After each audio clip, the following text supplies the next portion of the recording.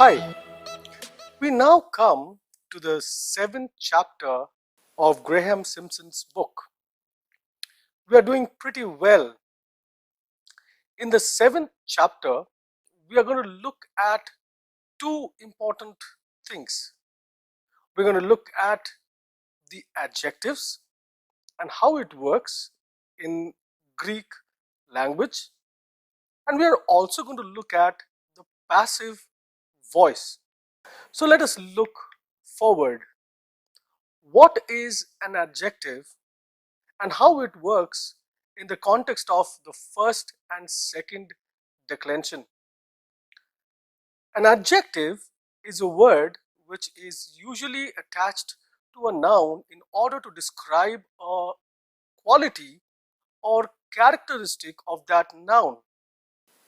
Like, for example, the small child, an ugly building, the green frog, the delicious mango, the honest official, a wicked servant, a busy station, or a humid weather.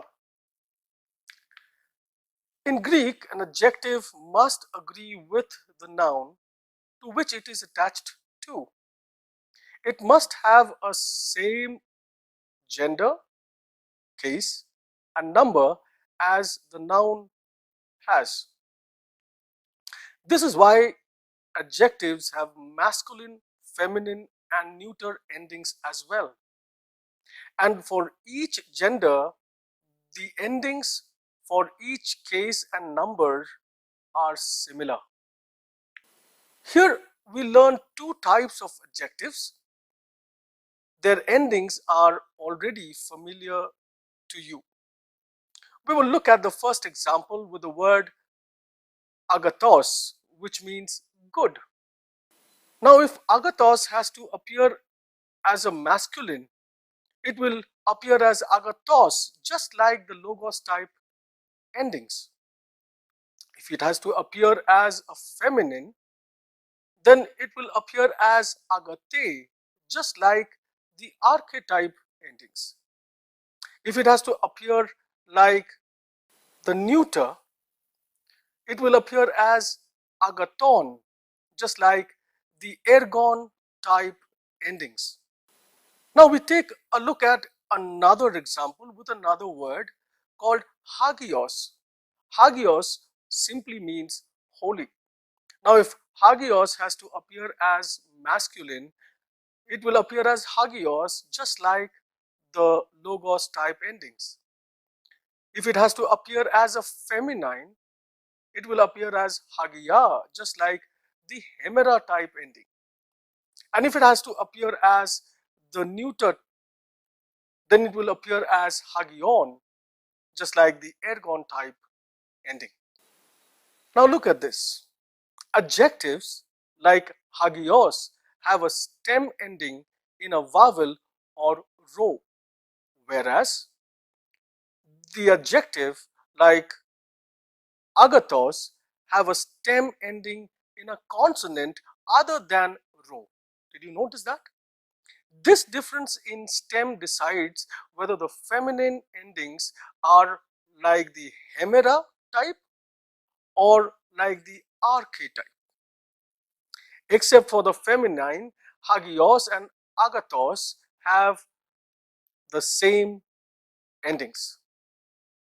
Now we are going to look at few observations in terms of few examples which will help us to see how these adjectives appears in a Greek sentence sometimes. Here is the first example. Ho hagios apostolos means the holy apostle. Second sentence, ho apostolos ho hagios means the holy apostle. Again, the next sentence, hai kainai epangeliai means the new promises. It's in plural form, so that's why promises. In the second sentence, hai epangeliai Hi, kainai. Now, if you have noticed in both the sentences, the second sentence, I have marked the definite article in bold letters. Did you see that? Note something important in this place. In Greek, an adjective can be placed before or after the noun. If the adjective placed after a noun which has the definite article, like in the second sentences, the definite article must be repeated before the adjective. So you notice the second sentence of both the examples. You will find what we are trying to accomplish through this is that if the adjective placed after a noun which has the definite article, so also the definite article must be repeated before the adjective.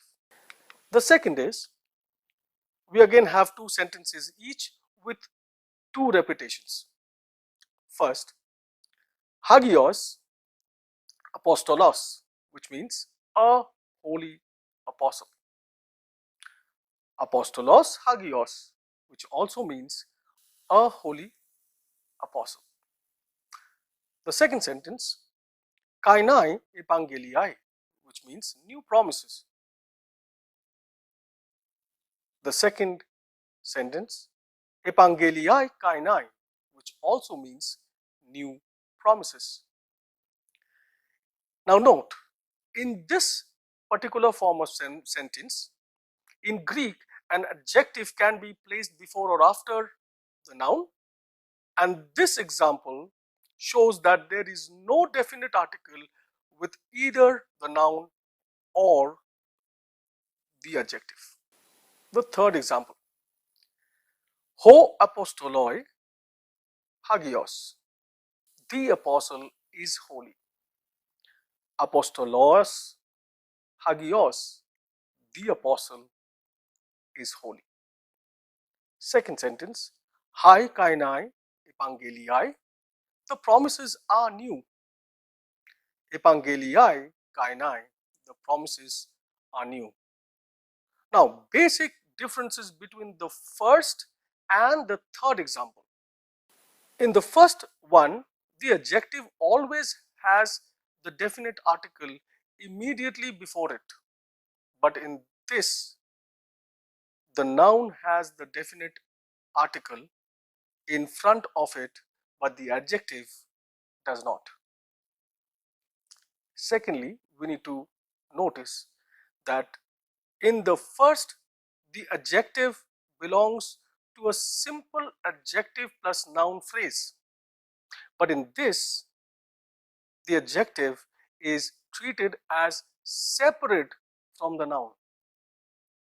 So what is the rule? The ground rule is, if the noun has the article but the adjective does not, then the adjective must be separated from the noun in translation, and an appropriate form of the verb to be should be added. Now we see, in all of the previous examples, the adjectives agree with a noun. But an adjective can also be used alone without a noun in place. When this happens, the translation depends on the gender and the number of the adjective. Look at these examples. Masculine, ho tokos, the poor man. Hoi tufloi, the blind men or the blind persons, or simply the blind.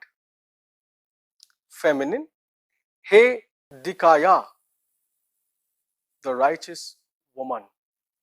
He pistai, the faithful women. In neuter, to palayon, the old thing. Ta excata, the last things. So what we find is certain times the adjectives, they will stand out alone without any noun. And how do we translate them? We will translate them in their gender and number. Now, all the verbs we have done so far had been in active voice. We will use the abbreviation of AV for that, active voice. Here we will get introduced to the passive voice, and the abbreviation for that will be PV, passive voice. The basic difference between active and passive is the relation of the subject to the action of the verb. In an active verb, the subject does the action, but in a passive verb, the subject has something done to him or her or it. How do we know that? Follow the example. Active, I am losing. The subject does the action of losing. Second, passive form, I am being loosed. The subject has the action of losing done to him or her or it by someone else. Now we come to the passive voice, and we will look at two forms of passive voice, present and imperfect passive indicative. So let us look at the present passive indicative of luo. Luo mai, I am being loosed. Lu a, you are being loosed, with a eta and iota subscript beneath it. Lu e tai, he, she, it is being loosed. On the other side, luo meta, we are being loosed. Lu este, you are being loosed. Lu on tai, they are being loosed. Same way, let us look at the imperfect passive indicative of luo. Elu omen, with a eta, I was being loosed. Elu u, you were being loosed. Elu eto, he, she, it was being loosed. On the other side, elu ometa, we are being loosed. Elu este, you were being loosed. Elu onto, they were being loosed. The stems of these sentences are the same as for the active. Therefore, the same present stem lu is used for the present active indicative and present passive indicative. All present tense forms have the same stem. The same imperfect stem elu, which is being constructed by two important things. One is the augment plus the present stem, is used for the imperfect active indicative and imperfect passive indicative. And all the imperfect tense forms have the same stem. So, since the stem is the same for active and passive, both present and imperfect tense, it is the ending which will tell you whether the word is active or passive, as well as the person and the number. From now on, we will have to learn to parse correctly for more authentic translations. Previously, we used to parse only denoting the tense, person and number, TPN. Now we will be parsing it a little more in detail. So we need some more stuffs for our verb parsing from now on. For example, we need to mention the tense, person, voice, number, mood, and the vocabulary form of the word. All the verbs we have dealt with till now have been indicative in mood. So how do we parse a verb correctly? First thing we need to look at is to divide the particular word into its stem and ending. So just separate the stem and the ending. Secondly, identifying the tense by its stem. Thirdly, notice that several verb forms have the same ending. And fourthly, often look at the stem and the ending to reach a final decision. For example, we have verb, we have tense, voice and mood, we have person and number, and we have vocabulary form. Let us take the word iprasomen. Iprasomen is in imperfect active indicative, first person plural, and the vocabulary form is praso. We take another word, baptizontai. Baptizontai is present passive indicative, third person plural, vocabulary form is baptizo. And this is where we end our lesson. God bless you.